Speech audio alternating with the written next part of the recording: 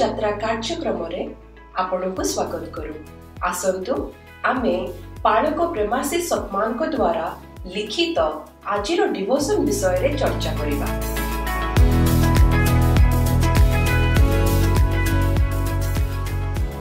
Praise the Lord.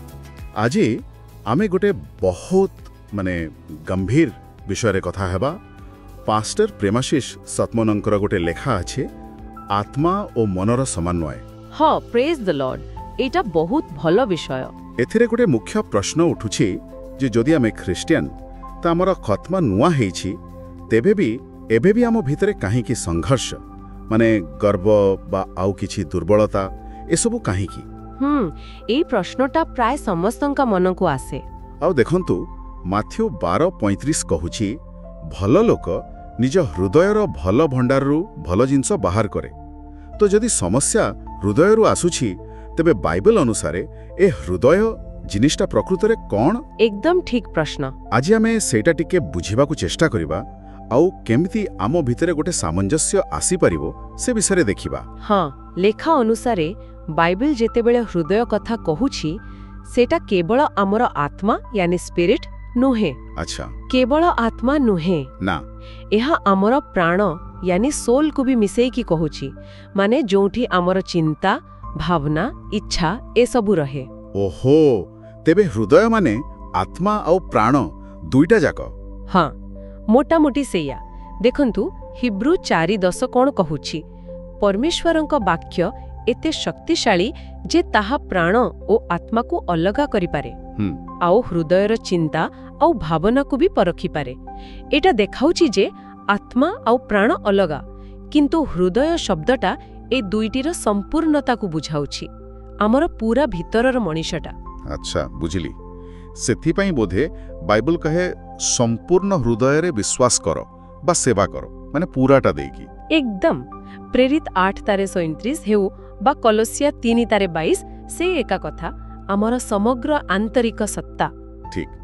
तेबे एठी आउ गोटे कथा आसुची, जदि हृदय रे आम प्राण भी अछि आउ सेई प्राण रे आमर चिंता भावना इच्छा सब अछि, हाँ, ताहेले कोन आमर जो संघर्ष सेटा से प्राणरू आसुची, आम नुआ आत्मारू नुहे? हाँ, लेखा सेया ही कहूछि। एटा गोटे बहुत बड़ पार्थक्य।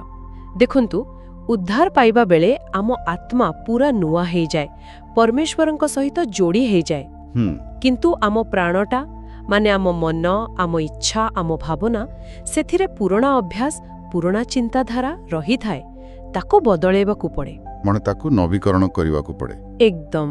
परमेश्वरंक वाक्य द्वारा जेमिति जाकुब 4:8 रे दुईमना लोकंक कथा कुहा जाईछि, माने हृदय भितरे दुई प्रकार चिंताधारा। ओहो, सेथिपई संघर्ष?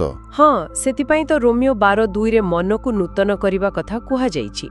एटा खाली ज्ञान बढ़ाइबा कथा नुहे, ना ना, एटा हेउछि आम चिंता करिबार ढंग, आम देखिबार नजरिया, आम भावना सबुकु परमेश्वरंक सत्य संगरी मिसेइबा। एबे पूरा स्पष्ट हैला। माने आमे जानू कोन ठीक आत्मा कहूछि, किंतु आम मन की भावना सेपटकू जाउनी प्राणर पुराना बाट, एटाई से द्वंद्व। बिल्कुल ठीक सेया। तेबे मुख्य प्रश्न हैला, ए द्वंद्वरू बाहरी आमे गोटे आभ्यंतरीण सामंजस्य गोटे एकता केमती पाइबा जोठी हम आत्मा और प्राण एका संगरे एका दिगरे काम करिवे? हाँ, एटा पई लेखाटी कुटे बहुत सुंदर पद देखुछि, फिलिपियो 4:7। फिलिपियो 4:7 कोन अछि सेथरे? सेठी कुहा जाईछि, आउ परमेश्वरंक शांति जहा समस्त बुद्धिर अगम्य ताहा तुममानंक हृदय ओ मन को ख्रीष्ट जीसुंक ठारे रक्षा करिवो।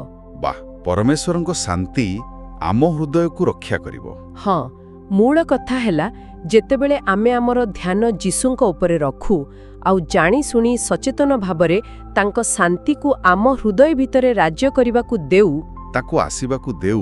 हाँ, सेतेबेले जाए आम आत्मा आउ प्राण भितरे गोटे समन्वय आसे, गोटे हार्मनी। ओहो, ताहले एइटा निजे बहुत चेष्टा करिबा संघर्ष करिबा अपेक्षा बरं परमेश्वरंक शांति आगरे निजको छाड़ी देबा, ताकू काम करिबाकू देबा भली कथा, ठीक ना? हाँ, एक प्रकार सक्रिय समर्पण कहि पारंती।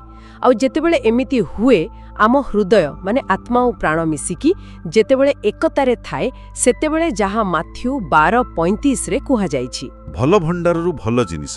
हाँ से भल जिनिस स्वाभाविक भावरे बाहरी आसे आपे आपे। वाह, यह तो बहुत आश्वासना देउछि। तेबे जदि आमे सारांशरे कहिबा ताहले आमे जो भितरर परिवर्तनटा खोजुचे सेटा प्रकृतरे आम हृदयरू ही आसीबो। हाँ जहा के आत्मा आउ प्राणर मिलन आउ सही सामंजस्य पई दुईटा जिनिस दरकार। परमेश्वरंक वाक्य द्वारा प्राणर निरंतर नवीकरण आउ परमेश्वरंक शांति को हृदय राज्य करने देवा। पास्टर प्रेमासी सतमनकर यह लेखा सतरे आमको एक गभीर सत्य विषय भाविबाकू बाध्य करुछि। आउ गोटे शेष कथा ए लेखारू जेतेबेले एही सामंजस्य आसी जाए सेतेबेले भितरु भल जिनिस बाहरे बोली कुहागला। तेबे आम टिके भाबिबा कथा खाली पाप न करिबा छड़ा आम दैनंदिन जीवन रे आम काम रे आम संपर्क रे ए भल जिनिस गुडाको केमिति देखा जिवु कोन से गुडाको। बहुत भल प्रश्न। या निश्चय चिंता करबा पे एक विषय। आमेन आमेन। आज आत्मिक यात्रा कार्यक्रम रे जोग देवा पई धन्यवाद। जेउठी आमे प्रतिदिन परमेश्वरंको वाक्य आलोचना करूछु। जदि एही कार्यक्रम आपनको आशीर्वाद देइयोछि तेबे एहाकू आपना फैमिली आउ फ्रेंड्स व्हाट्सएप ग्रुप रे शेयर करंतु। आसंता काली पुणी देखा हबा। धन्यवाद।